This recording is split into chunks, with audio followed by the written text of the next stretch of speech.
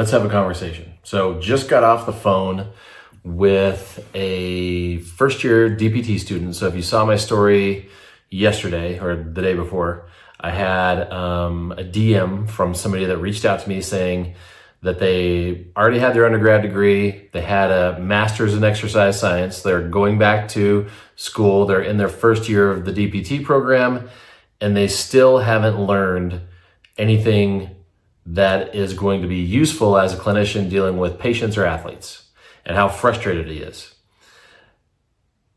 I understand your frustration. So I understand his frustration. And to add insult to injury, he wanted to do one of his rotations at my clinic, but his school said, no, we can't let you do that. You only can go to the places that we have contracts with, which is rural towns, because we need to give back to the rural community. So let me get up on my soapbox real quick. If your PT school does not let you do rotations where you need to go in order to A, get a job, and B, be around the best clinicians there are, they don't give two shits about your success as a clinician, and you should leave. Okay?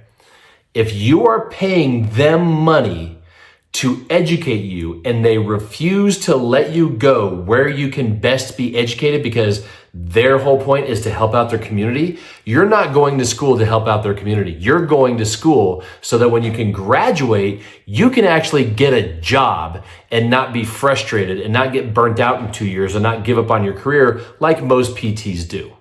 So I'll get off my soapbox. Okay, so now let's talk about the conversation so I reached out to him and said, hey, give me a call. Let's walk through this and let me see what you have to say about what your whole purpose is. So the whole purpose of why you're going to school is to hopefully get a fulfilling job that not only satisfies you professionally, but also monetarily, because you know, as this guy is, he is racking up 6 figures in debt so he can go off into the workplace and hopefully get a job. But his school is saying, nope, that's not important. What's important is that you help out our community. Absolute BS. Okay, I'll get it off my soapbox. It's good. Okay, so I called him and here's how the conversation went. So I said, I understand that you're frustrated. I understand that you're not learning what you thought you were going to learn, what you need to learn in order to be what you want to be. So the question is, what's your purpose? So why did you go to PT school in the first place? Is your purpose that you want to work in a hospital as a physical therapist? Is it that you want to own your own PT clinic? Is it that you want to work for somebody in a PT clinic? Like those are a whole bunch of different avenues, and there's different ways to get there. So what was your purpose in going to PT school? And he said, well, I know that when I graduate, I'm going to have a ton of debt.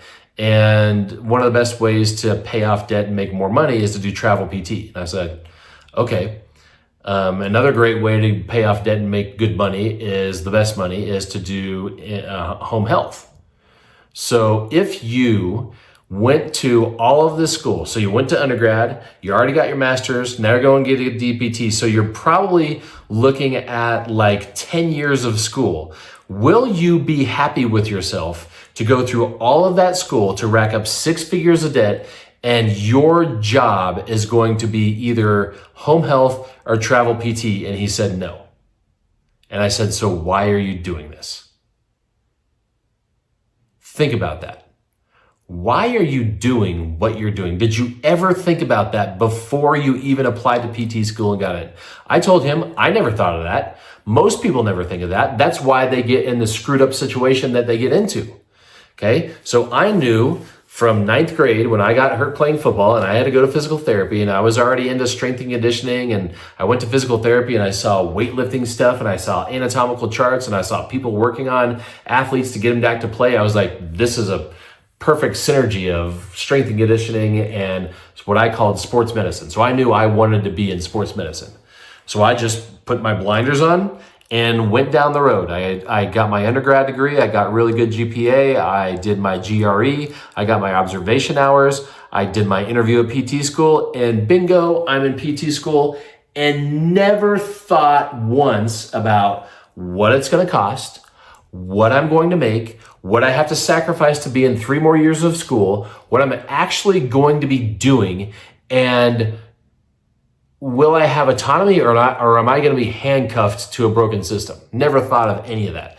Went through PT school, about halfway through PT school, realized I'm asking questions that they can't answer. And usually when I ask a question about why am I taking histology?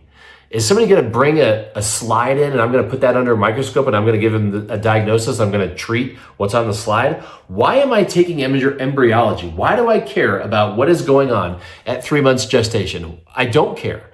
I can tell you right now, as 25 years of experience, I have never used histology or embryology in my thought process one day in the PT clinic. The only reason why I was taking those classes is because my school went from the master's to the DPT, and the reason why they did that wasn't because that's best for clinicians, it's because they can charge you for an extra year of school. They can charge you to take bogus classes like embryology and histology and an extra year of research, which was absolute BS, and then throw in a garbage nutrition class and a garbage cardiopulm class on top of all the garbage that they already taught you, which had absolutely nothing to do with being a clinician.